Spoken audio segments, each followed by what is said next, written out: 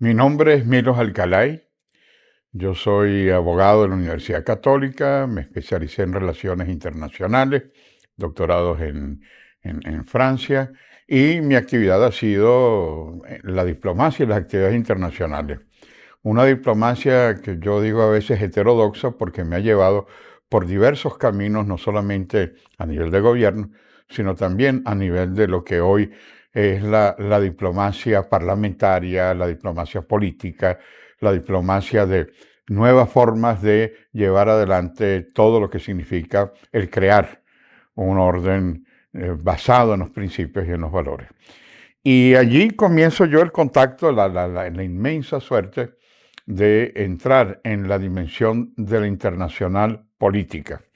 Yo era el secretario privado de Aristides Calvani, ese gran canciller, que junto con Luis Herrera, con Caldera, con Enrique Pérez Olivares, crearon un instituto de formación demócrata cristiano para impulsar no solamente la visión de la democracia cristiana, fundamentalmente la democracia cristiana, pero la democratización de América Latina, que en aquel momento vivía lamentablemente una situación controlada por el militarismo, por el autoritarismo, por el totalitarismo de izquierda y de derecha.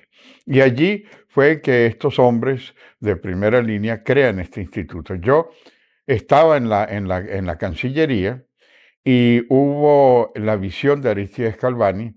Una vez me propone, bueno, en el Consejo de Directores quieren que te nombre director de Relaciones Culturales, pero yo no te considero porque tú eres muy joven y vas a quemarte. Puede haber un cambio de gobierno. ¿Y qué hago, canciller? Quiero que trabajes con Luis Herrera, que vayas, acaban de elegir a Luis Herrera, secretario general de la Organización Demócrata Cristiana de América. Les confieso que en el inicio me sentí un poco perdido. Yo no lo conocía, trabajé mucho con Luis Mariano Fernández, que era hijo de Lorenzo Fernández, que había sido nuestro candidato, pero no lo conocía hasta que tuve la gran suerte. Calván insistió, no, tú vas a aprender más con Luis Herrera y con la Organización Demócrata Cristiana de América que seguir en la Cancillería. Y así fue. Con Calvani y su gran labor junto con Luis Herrera, formaron jóvenes de toda América Latina.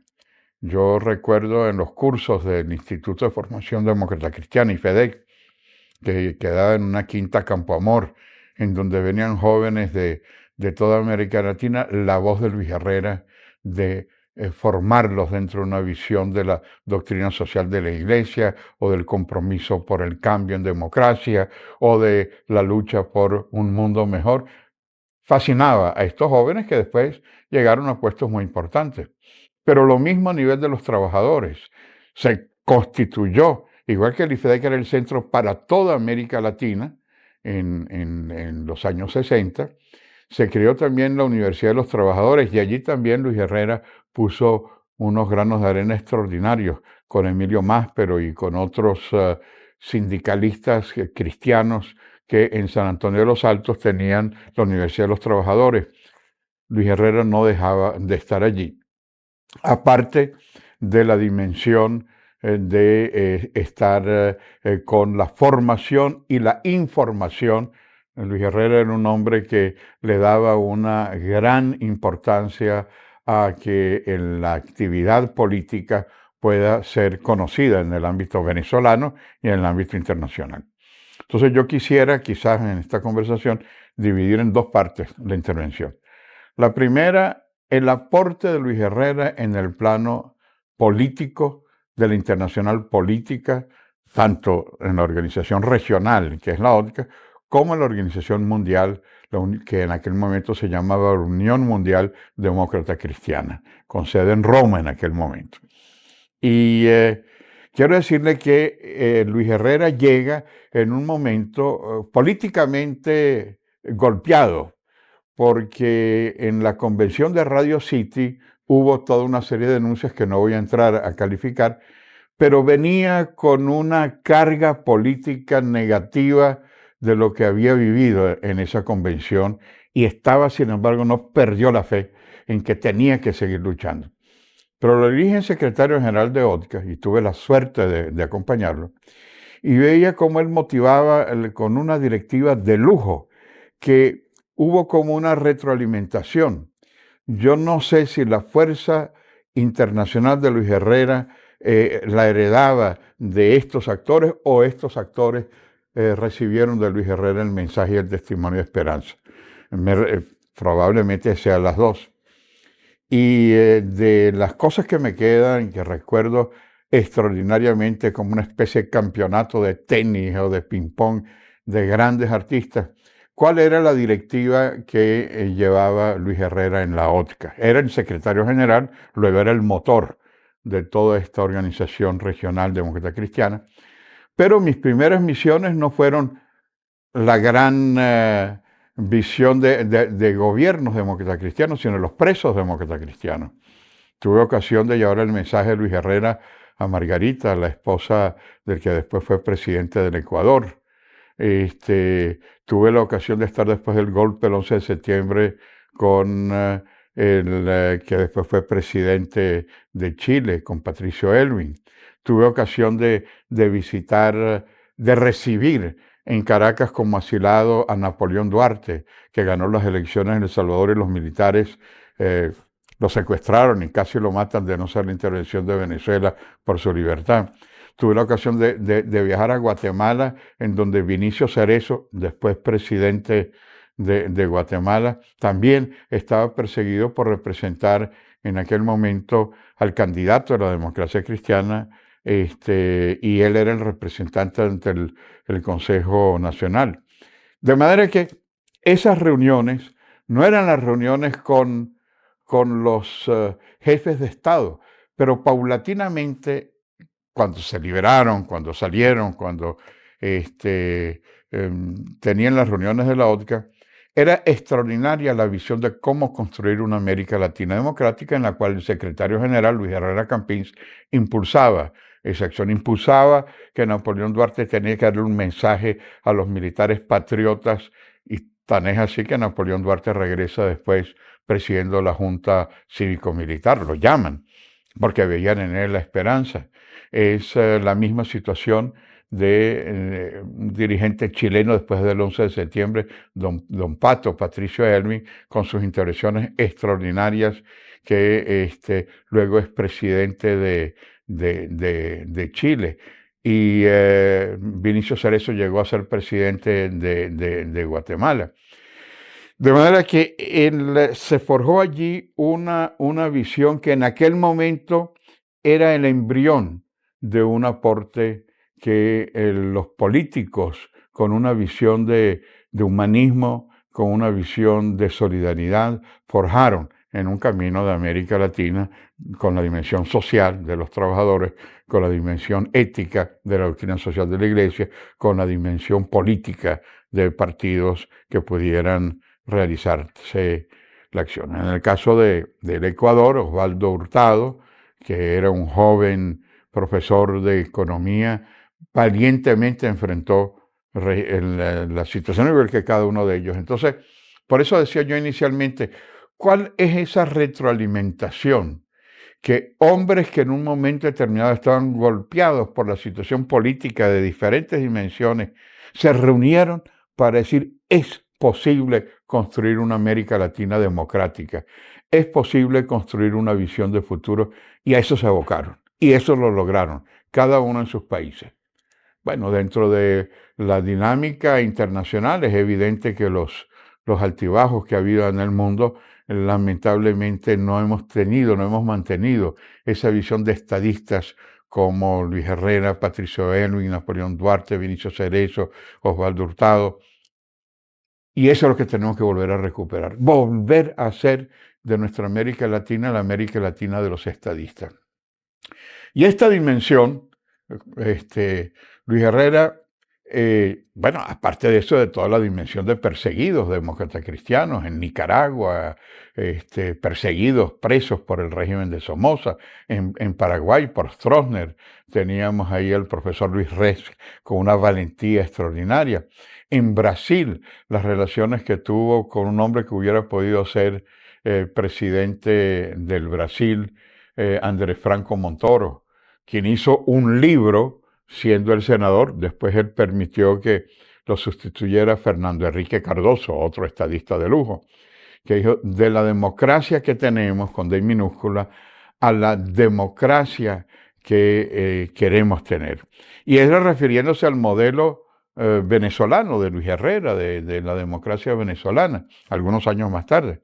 Es decir, cómo Venezuela, la Venezuela de Luis Herrera, la Venezuela de Caldera, la Venezuela demócrata cristiana, era un modelo para una América Latina militarizada y una América Latina que encontraba, que hoy se ha caricaturizado y se quiere mentir ante la realidad. Por supuesto, errores se han dado dentro de la dimensión que hemos tenido de las acciones democráticas, pero nunca Venezuela tuvo en la historia una dimensión basada en el respeto a la persona humana, el respeto a la dignidad, con las situaciones que no se han podido vencer, pero que muy lejanas, cuando vemos hoy que Venezuela es antivalor hoy en día, totalmente distinto de esa proyección que nos ha llevado hacia adelante. Ese es uno de los elementos que quería destacar en la primera parte, porque en la segunda, ustedes dirán, bueno, ¿cómo eso llevó a Luis Herrera y su dimensión planetaria como presidente de la República? Hay dos elementos que quisiera destacar. La primera vez, les hablaba hace poco y participé muy activamente en la diplomacia parlamentaria, que fue otra de mis actividades posteriormente, cuando eligen en Venezuela a representantes, a Humberto Cheli de Acción Democrática en el Parlatino, a Rafael Caldera en el Parlamento Mundial durante el gobierno de Luis Herrera, con un gran respaldo de Luis Herrera para ambas postulaciones. Y hay dos elementos que quería resaltar de Luis Herrera. Luis Herrera convoca a los jefes de Estado andinos de los países de la comunidad andina para respaldar y apuntalar la democracia en los 5 países andinos. Existe, como usted sabe, el Acuerdo de Cartagena, la Comunidad Andina de Naciones, pero había que darle un sentido institucional más fuerte. Y él convoca a los jefes de Estado y es la primera vez que son los ejecutivos los que crean un órgano parlamentario y no al revés.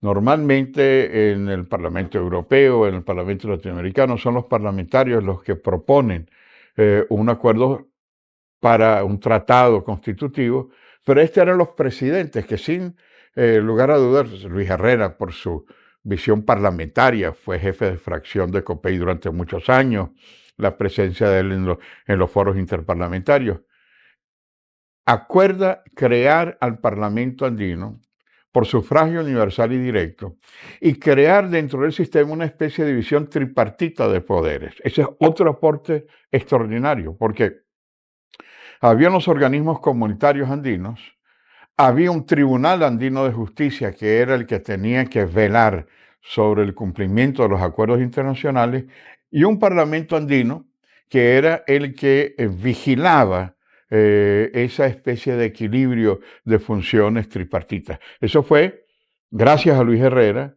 gracias a la visión de construir una integración, y en aquel momento, bueno, hoy en día lamentablemente la realidad de la comunidad andina de naciones se ha resquebrajado por miles de razones, entre otras Venezuela, que preside la comunidad andina de naciones con Hugo Chávez, decide olímpicamente irse a Mercosur y abandonar la comunidad andina de naciones, etcétera, etcétera. Pero en aquel momento era vista como un modelo, inclusive por el Parlamento Europeo y las instituciones comunitarias europeas.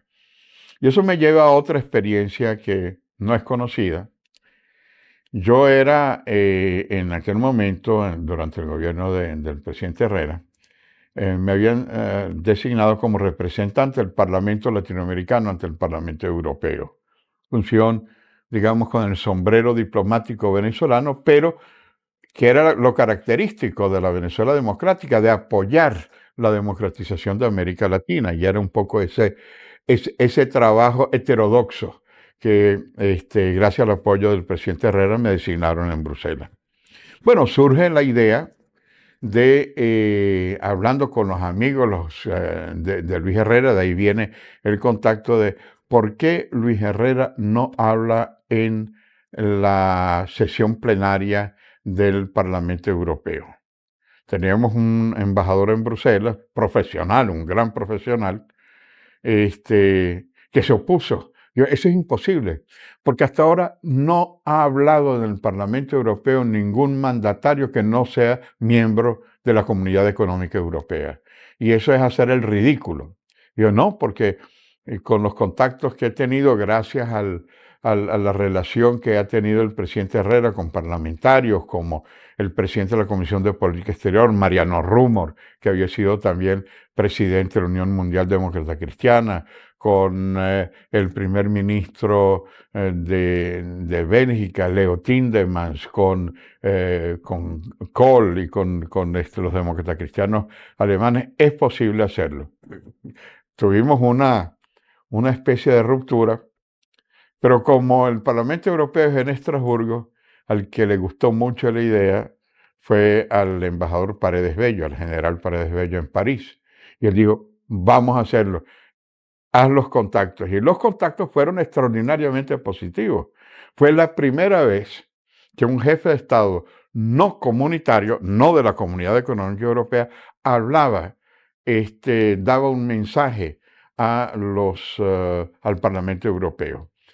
Y el mensaje no era solo de Luis Herrera, sino que los jefes de Estado de la comunidad andina, en el momento de esa aceptación, le pidieron que hablara en nombre de los 5 jefes de Estado andinos. Y fue una presentación extraordinaria, porque después vinieron varios jefes de Estado. Eso ya es hoy común, que los jefes de Estado extranjeros pueden intervenir, pero el primero fue Luis Herrera, el que abrió esa vía. Y Simone Veil quedó fascinada. Luis Herrera invita a Simone Veil a Venezuela y el mensaje de integración, de solidaridad con la democratización de América Latina, muy buena parte se debe a ese esfuerzo, a esa dedicación, a esa visión que iba más allá del territorio venezolano y que hacía igual que en Venezuela era el peregrino de la democracia. Yo diría que podríamos fácilmente llamarlo el peregrino planetario, por toda esa dimensión de aportes en donde ideas fuerzas como la integración, ideas fuerzas como la democracia, ideas fuerzas como una relación euro-latinoamericana que permitiera equilibrar las relaciones con otras potencias, con Estados Unidos, con la Unión Soviética, después con Rusia o con China. Y dentro de esa triangulación, no solamente representar a Venezuela, sino que los jefes de Estado andinos se veían todos identificados con él. Entonces, por eso hacía esa diferencia en 2 partes, como una vida ejemplar, una vida llena de sencillez pero de profundidad en la docencia hacia los jóvenes, en la proyección de figuras políticas latinoamericanas, que después cada uno de ellos fue presidente, en la dimensión de buscar caminos de integración democrática y finalmente en catapultar una relación con la Comunidad Económica Europea y no estas mafias que hemos venido viendo en algunos países que lo que promueven a nivel internacional es la relación con el narcotráfico, con el terrorismo o con la corrupción. Muy distante de esa Venezuela admirada que Luis Herrera Campins ayudó a construir.